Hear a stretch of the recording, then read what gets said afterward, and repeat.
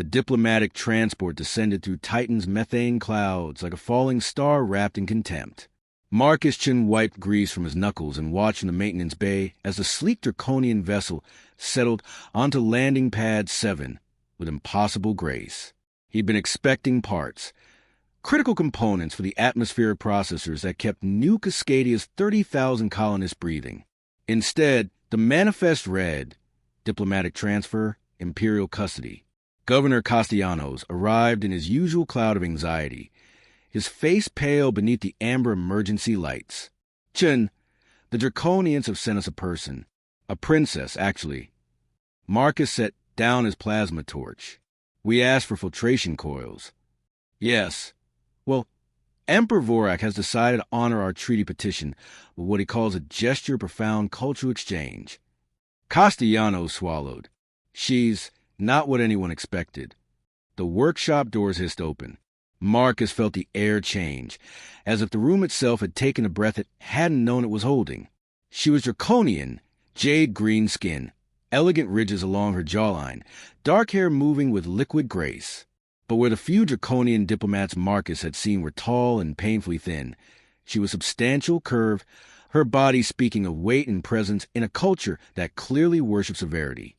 In her golden eyes, Marcus saw something he recognized. The exhaustion of being unwanted. This is Princess Kyra, 7th daughter of Emperor Vorak, Castellanos announced. She'll be staying with us indefinitely.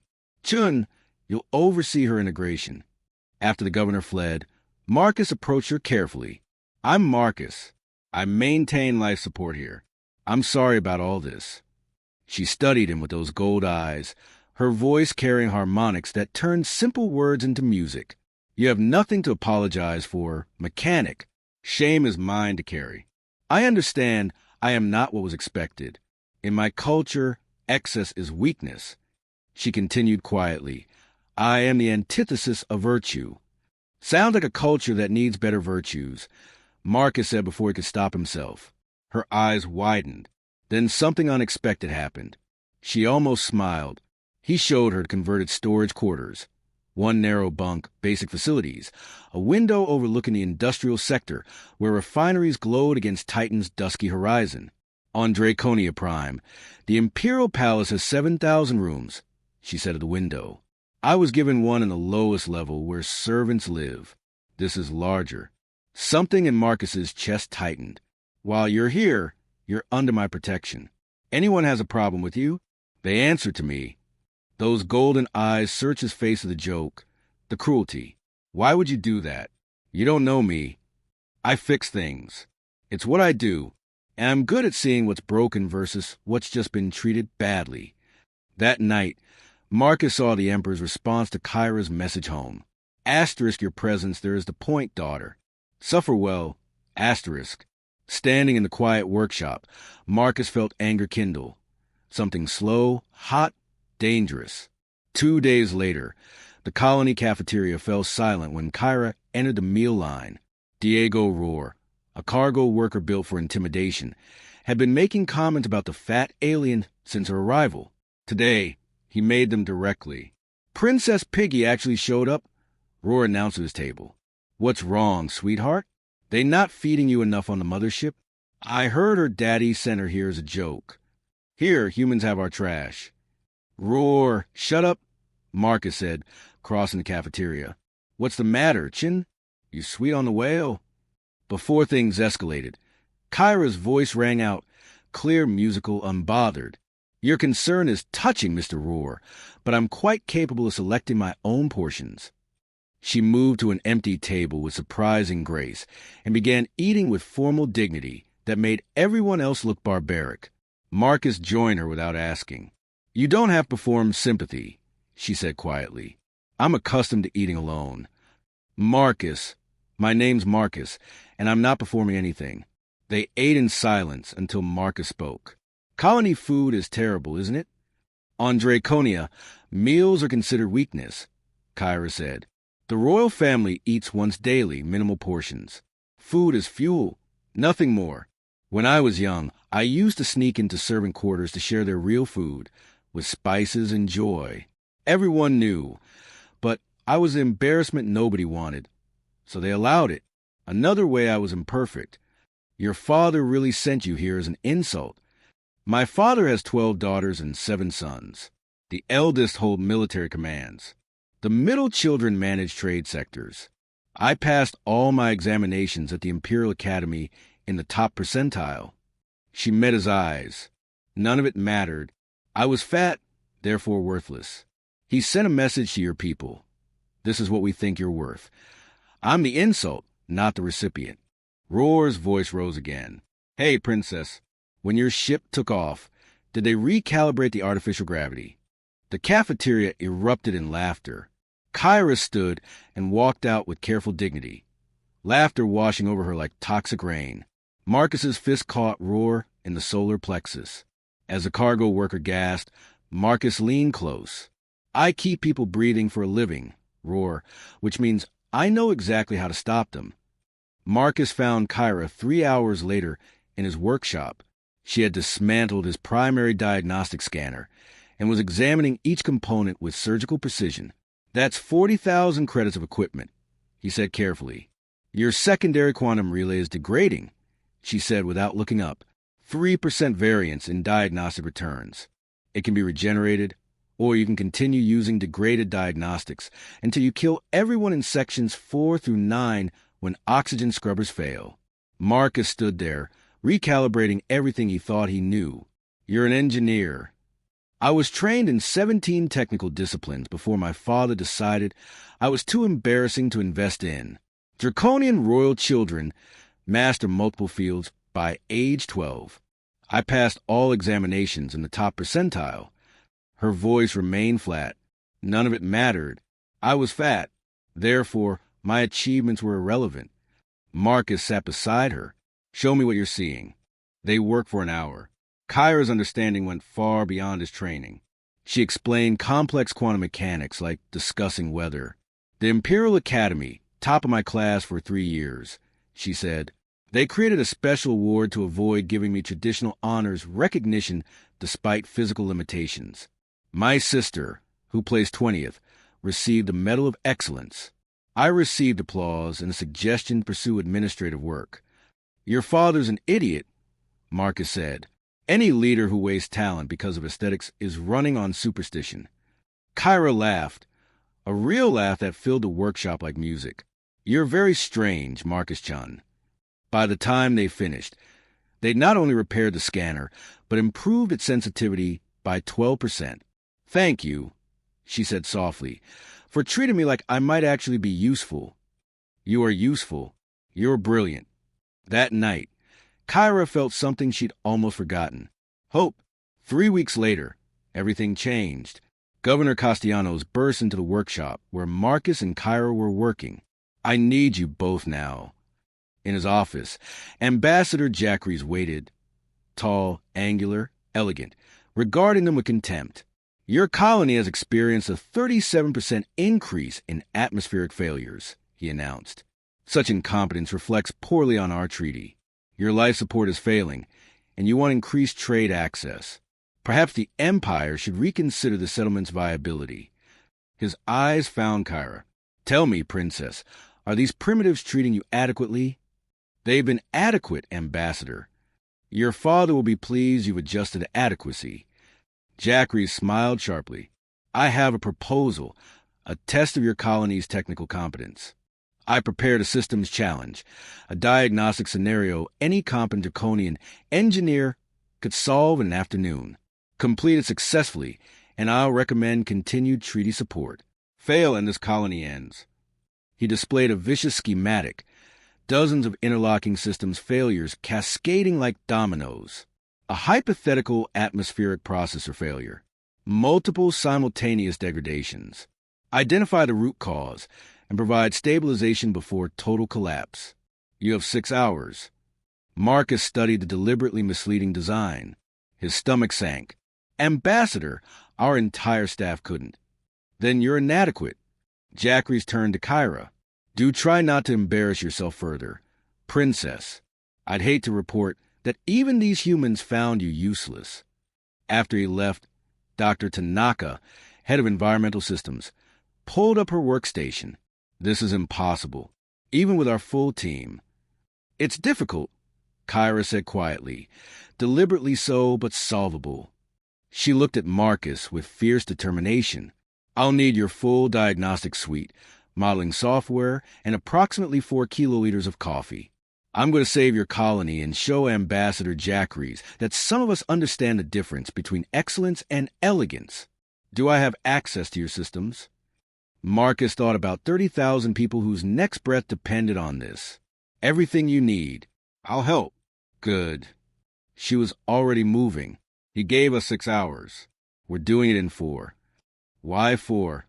Kyra smiled, fierce, sharp, certain, because I'm going to make him wait. They worked through Titan's deep night. Dr. Tanaka assembled her team, but within an hour it became clear Kyra operated on an entirely different level. The failure initiates here, she said, highlighting a junction point. Not at oxygen generation. Jackeries wanted you chasing obvious symptoms, while the real problem bleeds pressure in the coolant system. But diagnostics show. The diagnostics lie. The sensor arrays are contaminated by electromagnetic interference. This variance pattern matches the quantum core harmonics. The sensors interpret noise as pressure loss. Marcus watched her work like a master painter, every movement building toward a picture none of them could see. Around hour 2, he asked quietly, "Why are you doing this?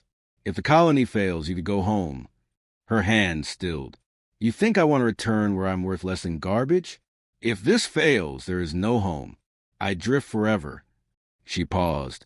"I'm doing this because for the first time in my life, someone treated me like I might be useful. You sat with me at lunch. You defended me. You listened. No one, not my tutors, siblings, or father, has ever listened to me the way you did. You're brilliant. Why wouldn't I listen? Because I'm also fat. And everywhere I've been, that single fact erases everything else." By hour 4, they had it. A complete solution tested through 1,000 simulations, showing stable atmospheric processing and improved efficiency, exceeding imperial standards. "We're done," Kyra announced 1 hour early. The workshop erupted in cheers. 20 minutes later, Jackeries arrived expecting disaster. "I trust you recognize the impossibility," he said. "Actually," Dr. Tanaka stepped forward, "we've completed a full diagnostic and solution protocol." She presented their work, the electromagnetic interference identification, the thermal buffer solution. Through it all, Jackeries remained unreadable. "Interesting," he said finally. "Your solution is remarkably similar to draconian quantum lattice technology."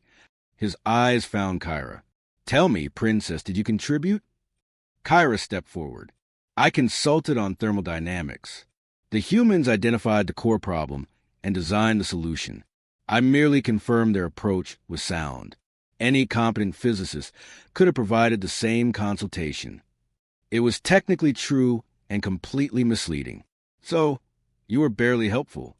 "How perfectly in character, Princess," Jackeries said with cruel satisfaction. He knew exactly what she'd done and was letting her hide behind self-deprecation because it fit his narrative. "Your solution is adequate. I'll recommend continued support." He paused at the door. "Though I'm disappointed you remain content with adequacy, Princess." After he left, the team celebrated. But Marcus found Kyra at her window an hour later, watching methane rainfall. "You let him think you were useless." "Why?" "Because if I claimed credit, he'd have invalidated the solution. Draconian protocols are complex. If I demonstrated competence, he could have argued I provided imperial technology without authorization. Your colony would have been sanctioned, possibly dissolved. So you protected us by looking weak. I protected you by being what everyone expects, the useless princess.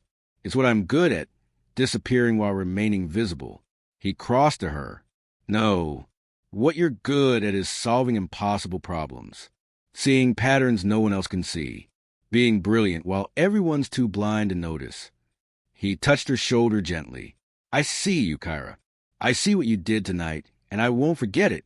Her eyes widened, gold-catching amber light. She placed her hand over his, cooler than human warm, but solid, real, Thank you, she whispered, for seeing me. 6 weeks passed like a dream. Marcus and Kyra worked together 12 hours daily. Colony systems thrived under a quiet guidance. They shared coffee in early hours when distant sunlight painted everything amber. They talked about everything: his Earth childhood, her draconian isolation, the miracle of finding connection across species and stars. They didn't name what they were becoming to each other. That felt too precious to examine directly. Then the holographic projector activated without warning. A female draconian appeared, elegant beyond measure, wearing imperial purple. Princess Kyra, the figure said, voice like crystal. I am Counselor Xyrith, second voice of the Imperial Science Directorate. I've watched your work with great interest. Counselor, Kyra said carefully, my work here has been minimal consultation only. Do not insult my intelligence with false modesty. Xyrith smiled sharply. Ambassador Jackree's challenge was transmitted to Imperial archives, including full workshop recordings. I've seen what you truly accomplished. Marcus felt ice settle in his stomach. The thermal buffer solution represents a 15% improvement over our Imperial standard. Xyrith continued. Your cascade diagnostic methodology is revolutionary. You solved in 4 hours what our best engineers estimated would take weeks. You are precisely the mind the Science Directorate seeks, a mind wasted in exile. I have no interest in returning to Draconia. I'm offering you a position, Chief Systems Architect for the Science Directorate, unlimited resources, a staff of 300 engineers, full authority over infrastructure development. Xyrith's expression softened. You would finally be valued for what you are, for what you can do rather than punished for how you look. The offer hung like gravity. And if I refuse, then you remain here, hiding your brilliance, pretending to be adequate while saving human colonies in shadows. How long can you keep diminishing yourself? Marcus stepped forward. She's not diminishing herself. She's choosing to be here. Xyrith's gaze shifted to him, carrying imperial weight. Ah, the mechanic. Marcus Chun, tell me, human, do you love her? The question hit like a blow. Beside him, Kyra went absolutely still. Because if you do, if you truly care for her well-being, you'd encourage her to accept. Here, she'll always be the joke princess hiding in a workshop. With us, she could be revolutionary, recognized, celebrated. Give me time to consider, Kyra said.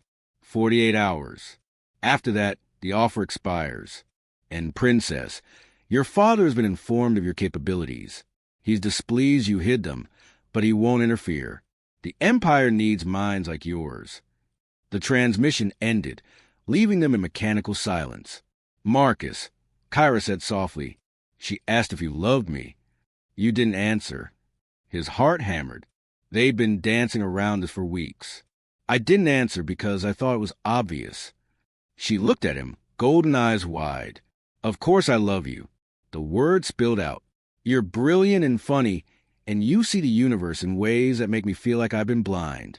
You make terrible coffee, but you reorganize my workshop perfectly. You hum when concentrating, and you've memorized every maintenance schedule. You stayed up 30 hours fixing water reclamation because you said no one should ration showers. He stepped closer. So yes, I love you. Probably since you dismantled my diagnostic scanner and explained quantum relays like discussing weather. A tear tracked down her jade cheek. But Xyrith is right, Marcus continued, and it cost everything. You should go.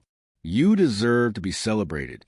You deserve better than converted storage and a mechanic who can barely keep up with your explanations. Stop. Kyra whispered. You could change everything. Marcus, stop. She grabbed his hand. Do you know what I was before you? Nothing. A joke. A disappointment so complete my father celebrated sending me away. I was brilliant in a vacuum, achieving things no one would acknowledge. Her voice broke. Then you sat with me at lunch. Such a simple thing. But you listened and you looked at me like I mattered. You do matter. I matter here in this workshop with you. For the first time in my life, I matter not because of what I can do, but because of who I am. She pulled his hand to her face. Xyrith offers recognition. You offer something far more valuable. You offer home. Kyra, I'm not going. I'm staying here with you because I love you too, you strange, stubborn human. And I'd rather be adequate with you than revolutionary without you. Marcus pulled her close, his arms wrapping around her solid warmth. She fit against him perfectly, and he felt her shoulders shake with silent tears.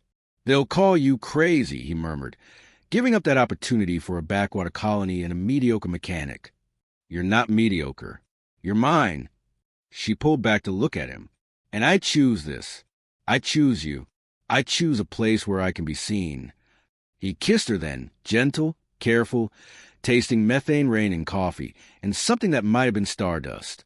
Her lips were cooler than human warm, but moved against his with certainty, with choice, with love. When they separated, both breathing hard, Kyra smiled, fierce and joyful. We should send Counselor Zyra the response. What will you tell her? That I found something more important than revolution. Kyra turned to the comm system.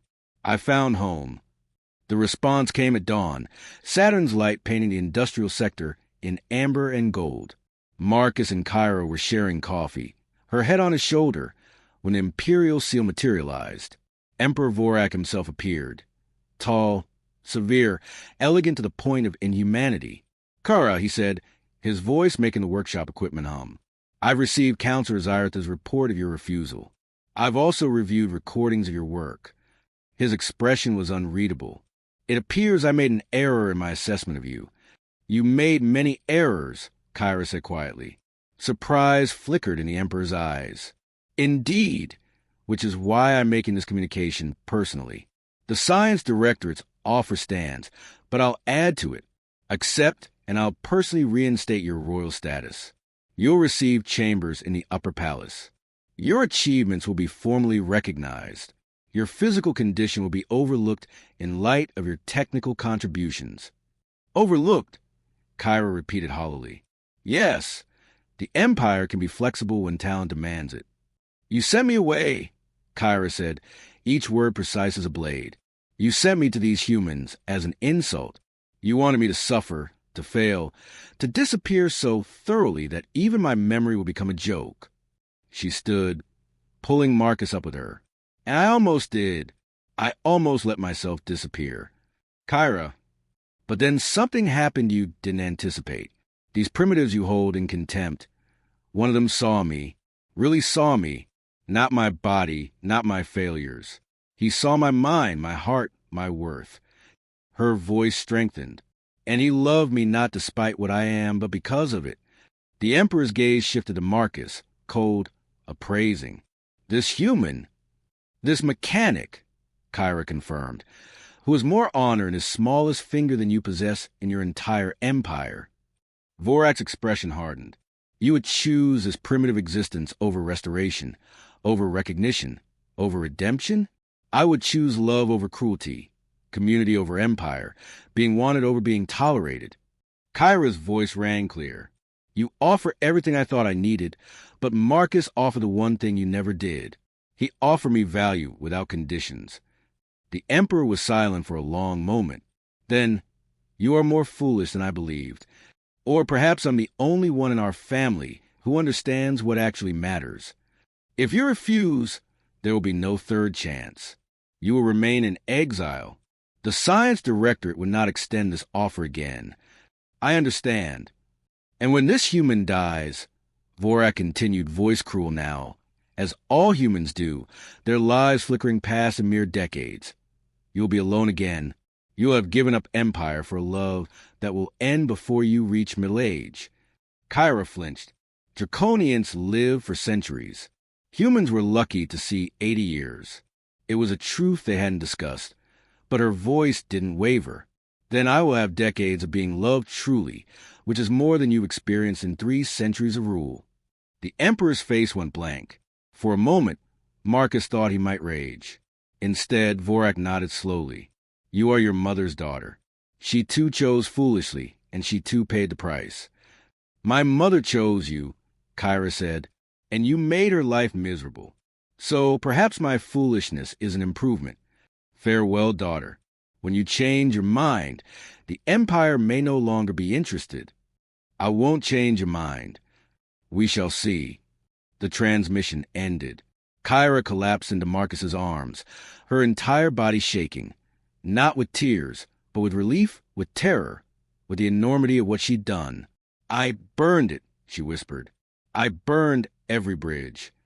There's no going back. Do you want to go back? No. She pulled away to look at him, golden eyes fierce. But he was right about one thing. You'll die, Marcus. Decades before me. I'll watch you age, watch you fade. Hey!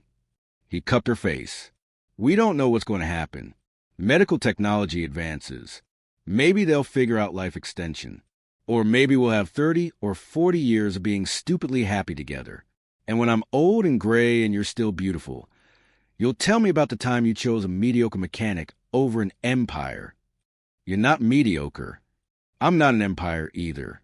She laughed through tears. No, you're better. They stood there holding each other as Titan's distant sun cast long shadows. Outside, the colony continued its endless work of survival. But in that workshop, two people who should never have met, who should never have mattered to each other, had found something empires couldn't measure and protocols couldn't define. They'd found home. Epilogue, the weight we choose. 5 years passed. The converted storage compartment became a home filled with technical journals and music from two worlds. The workshop became legendary throughout the colony. The place where the human mechanic and the draconian princess performed miracles with scrap metal and impossible mathematics. New Cascadia thrived. Other colonies requested Kyra's consultation. Offers came, better positions, more resources, recognition finally flowing like water. They refused them all. Marcus's hair began showing gray at the temples. Kyra looked exactly the same. Would look the same for decades, for centuries. Sometimes late at night, he'd catch her watching him with something like grief in her golden eyes. But then morning would come. They'd share terrible coffee. She'd hum while reviewing schematics. He'd make her laugh with ridiculous observations about quantum mechanics. And for another day, they'd choose each other over everything else. One evening, as methane rain fell in slow motion against their window, Kyra spoke quietly. Do you regret it that I stayed? Marcus pulled her closer. Every single day. She tensed, and he felt her heartbeat quicken. I regret that you had to make that choice at all, he continued softly. That you had to choose between recognition and love, as if the universe couldn't give you both. I regret that you'll have to watch me age while you stay young. I regret that our time together is measured in decades instead of centuries. He tilted her chin up, meeting those golden eyes. But do I regret that you're here? That you chose this? That every morning I wake up next to the most brilliant person in 700 worlds who somehow decided a mediocre mechanic was worth more than an empire? He smiled, not for a single second. You're not mediocre, she whispered, as she always did. And you're not a joke, he whispered back. You never were. She kissed him then, and in that kiss was everything they'd built. A home made not of walls, but being seen, being valued, being loved. Not despite who they were, but because of it. Outside, Saturn hung in Titan sky like a jewel. The colony breathed recycled air. Atmospheric processors hummed. 30,000 people lived and laughed and never knew that their survival depended on a princess who'd been sent as an insult and a mechanic who'd seen past the joke to the miracle underneath. In the end, perhaps that was a real story. Not that she'd given up an empire for love, but that she'd found something empires could never offer. A place where she didn't have to be perfect or elegant or acceptable. A place where she could simply be herself. And maybe, just maybe, that was worth more than all 700 worlds combined. In a universe built on arrogance and aesthetics, sometimes a single act of seeing someone truly is enough to shift the stars themselves. And sometimes the weight we choose to carry is lighter than the weight we're forced to bear.